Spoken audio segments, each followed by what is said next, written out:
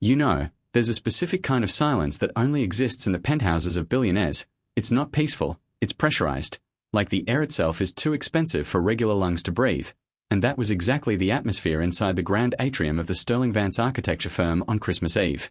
The place was a fortress of glass and steel overlooking the frozen Chicago skyline, decorated with enough white roses to bury a small town, and moving through the shadows of this glittering world was Elias Thorne, a man who had become an expert at being invisible.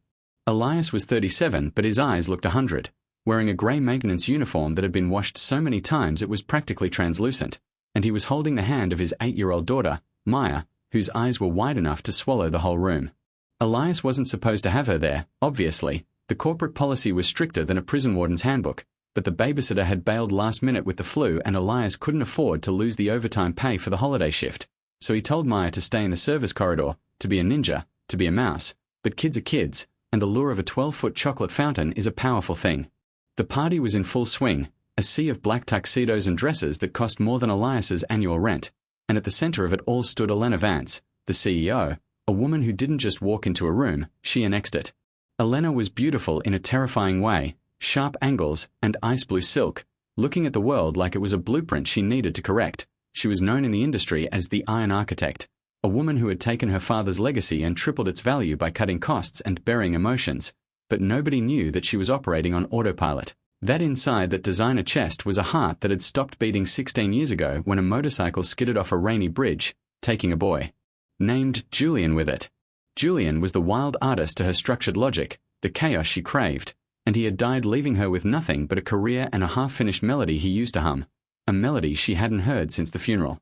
So there's Elias, buffing a scuff mark on the marble floor near the buffet, trying to keep an eye on the service door where he left Maya, but then he hears it, a gasp, a crash, and the shattering sound of crystal hitting stone. He looks up and his stomach drops through the floor because there's Maya, standing next to a tipped-over pedestal that had been holding a vintage architectural model, her face crumbling into tears, and looming over her is Carter Sterling, Elena's fiancé and the firm's CFO.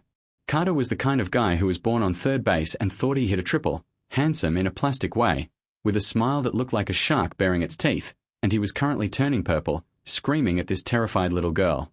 "Are you blind or just stupid?" Carter yelled, his voice cutting through the jazz quartet like a knife. "This model is worth $50,000. Who let a stray animal in here?" The room went dead silent, the champagne chatter dying instantly, and Elias was moving before he even thought about it, dropping his buffer and sprinting across the slick floor, sliding on his knees to wrap his arms around Maya, shielding her from Carter's rage.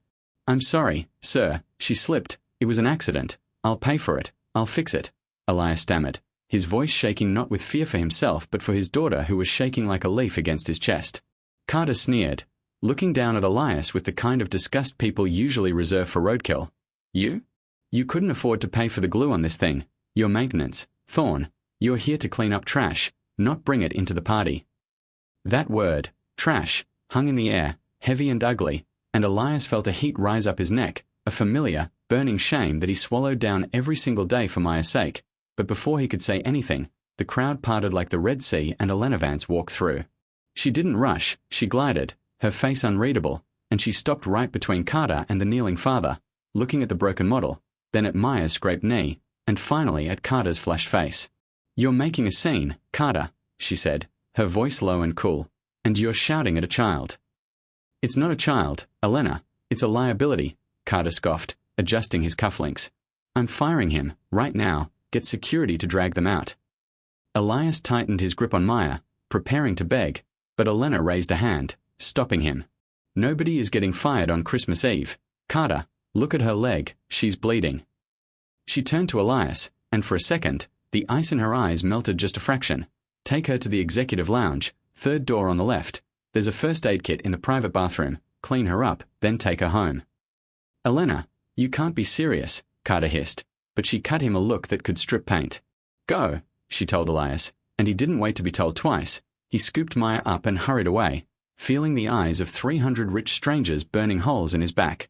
An hour later, the party had moved on, the alcohol was flowing heavier, and the incident was just a funny anecdote for the guests, but Elias and Maya were still in the building, waiting for the service elevator to clear so they could sneak out without being seen.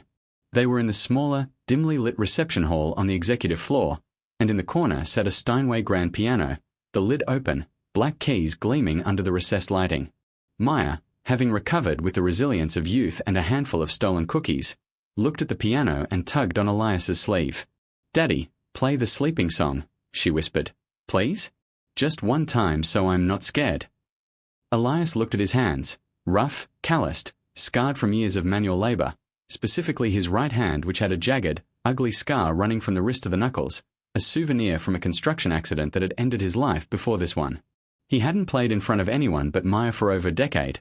The pain in his hand was always there, a dull ache that turned sharp whenever he stretched his fingers, but looking at her hopeful face, he couldn't say no. He sat down on the leather bench, the leather creaking under his weight, and he hesitated, taking a deep breath that smelled of pine and floor wax. He didn't play a lullaby, not really. He played something else, a melody that lived in his bones, something complex and haunting, a mixture of jazz and classical that sounded like rainfall on a city street at 3 a.m. It started slow, tentative, his damaged hand modifying the chords, finding workarounds for the stiffness, but as the music swelled, the hesitation vanished, replaced by a raw, bleeding emotion that filled the empty hall. Elena Vance had stepped out of the main gala to take a headache pill, tired of Carter's preening and the endless networking, when she heard it. The sound stopped her dead in her tracks, her hand freezing on the door handle of her office. It was a melody she knew better than her own heartbeat, a melody called Midnight Blueprint. It was the song Julian had been writing the month before he died, the song he said was going to be his masterpiece, the song that was never finished, or so she thought. But this was the whole thing. It was the intro, the bridge, the crescendo she had never heard, unfolding with a desperate, aching beauty that felt like a ghost walking through the walls. She moved toward the sound like a sleepwalker, drawn by an invisible wire, her heart hammering against her ribs so hard she thought it might crack them. She reached the archway of the reception hall and saw him, the janitor, the man she had saved from her fiancé earlier. He was hunched over the keys, eyes closed, swaying slightly, and the music pouring out of him wasn't just technical, it was spiritual, it was a conversation with God about loss and regret. Elena stood there, paralyzed, tears hot and fast streaming down her face, ruining her makeup, because it was impossible. Julian was dead. Nobody knew this song. Julian hadn't even written it down. He just played it for her on their rooftop. How could this man, this invisible laborer in a grey jumpsuit, know the secret language of her dead lover? The final chord hung in the air, vibrating in silence, and Elias opened his eyes, exhaling a long, shaky breath, only to turn and see the CEO standing 10 feet away, looking like she'd seen a resurrection. He jumped up, knocking the bench back, panic flooding his face. "Ms. Vance, I'm so sorry. I shouldn't have touched it. I was just..." "Where did you learn that?" Her voice was a whisper, ragged and broken. Elias froze, pulling his daughter closer. It's just a tune, Don't lie to me." Her voice cracked, loud and desperate, stepping closer, her composure completely shattered. "That song. Julian wrote that song. He wrote it for me 16 years ago. He died before he could finish it. Who are you? How do you know it?" Elias looked trapped, his eyes darting to the exit, but there was no way out. He looked at Elena, really looked at her, seeing the grief raw and open on her face, and his shoulders slumped. "Julian didn't write it, Ms. Vance," Elias said softly, the truth heavy on his tongue. "I did." Elena felt the floor tilt. "What?" "I wrote it," Elias repeated, his voice gaining a little strength. Julian was my roommate at the conservatory. We were on scholarship together. He was the face, the charisma, the one everyone loved.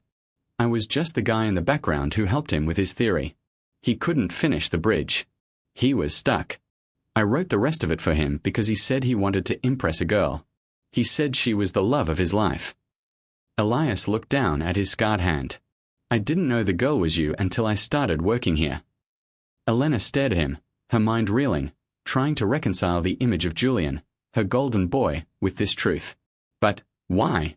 Why didn't you say anything? When he died, why didn't you claim it?" "Because you were grieving," Elias said simply, and the kindness in his tone broke her heart all over again. "And because nobody wants to hear that the genius was getting help from the kid on the financial aid ticket. I let it be his legacy. It seemed like the right thing to do." "And the hand?" Elena gestured to his scars, her voice trembling. "What happened to you?" Elias flinched, hiding his hand behind his back. That's a different story, Ms. Vance. And it doesn't matter now. Come on, Maya. He tried to sidestep her, desperate to leave, the shame of his current station burning him up. It matters to me, Elena said, blocking his path, her CEO instincts warring with her emotions. Elias, wait. Please. But the moment was shattered by the sound of slow, sarcastic clapping.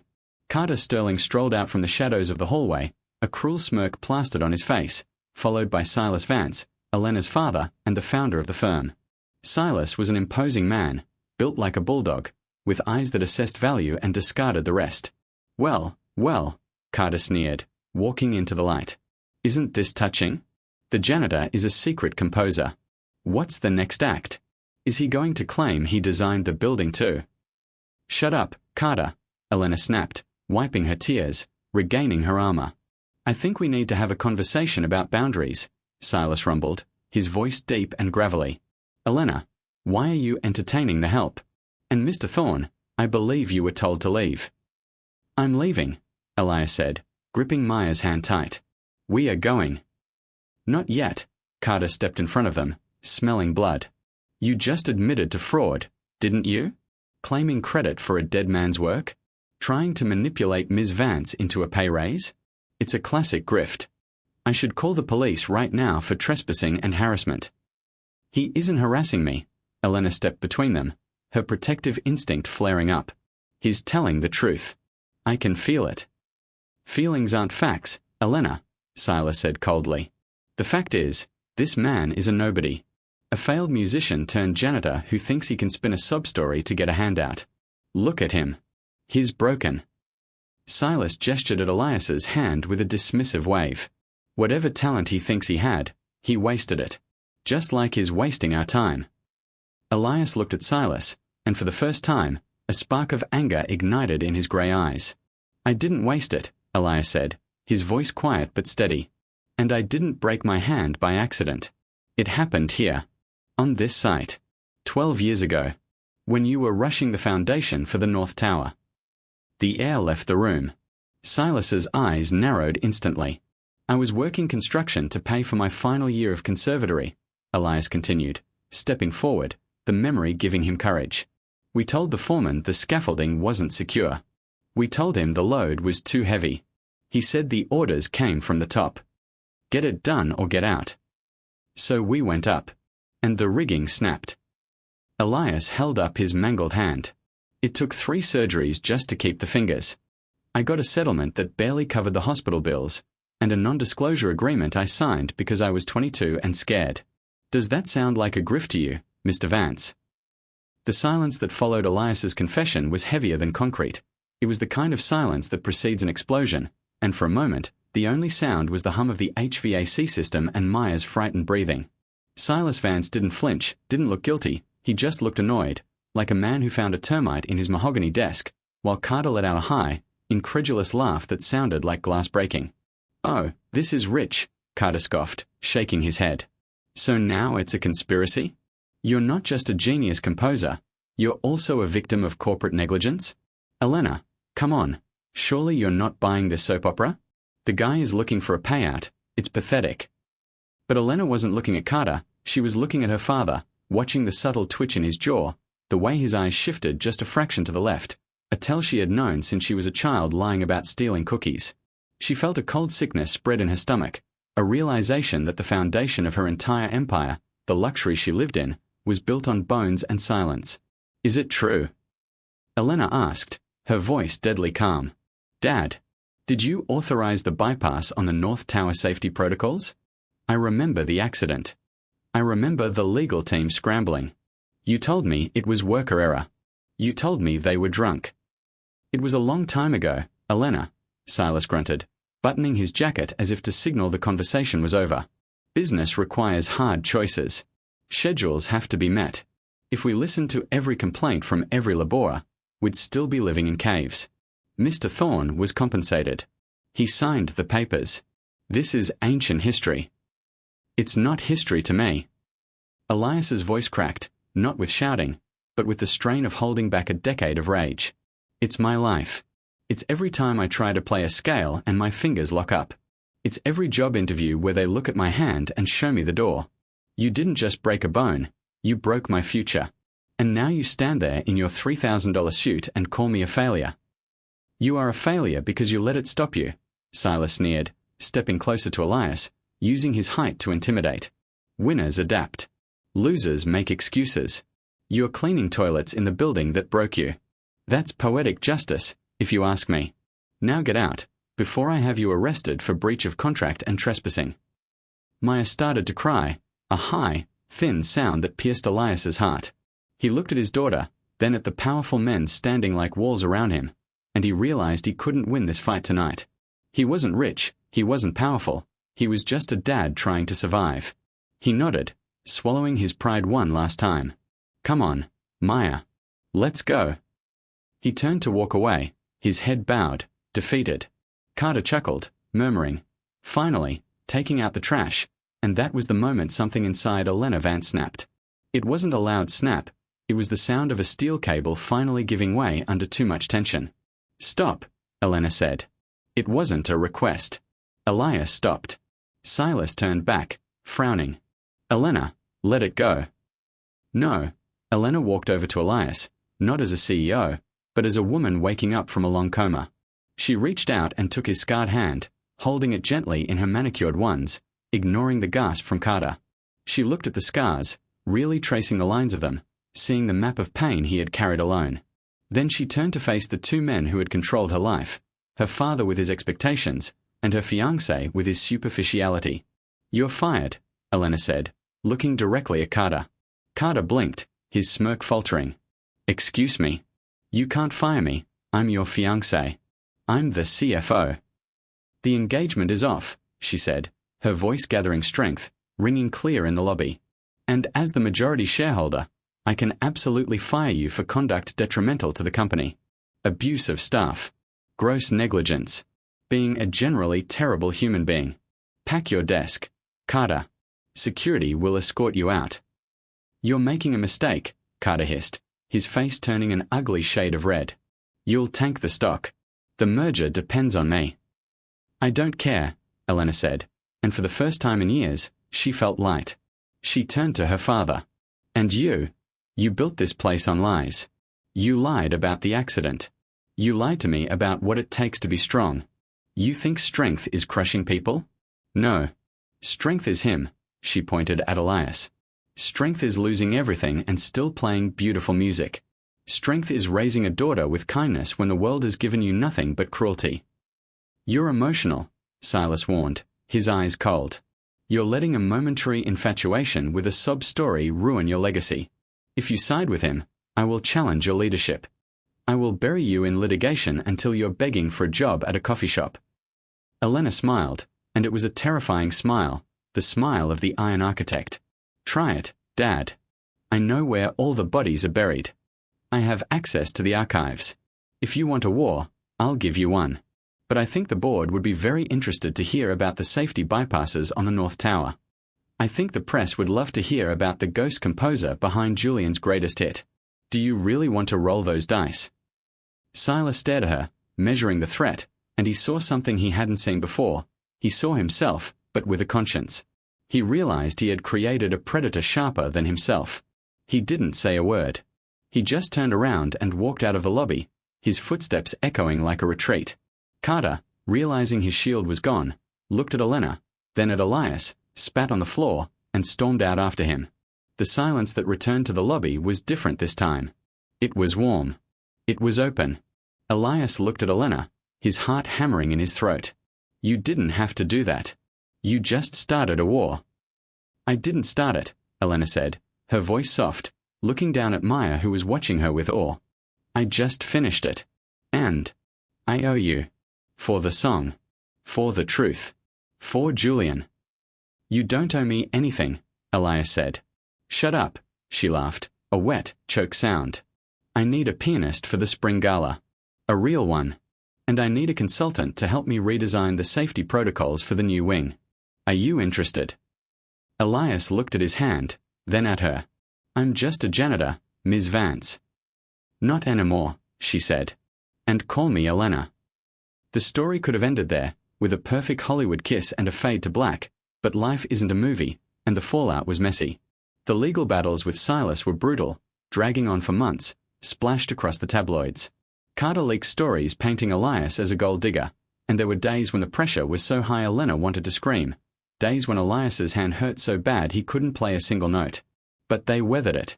A year later, the Sterling Vance firm, now just Vance Architecture, hosted its annual charity concert.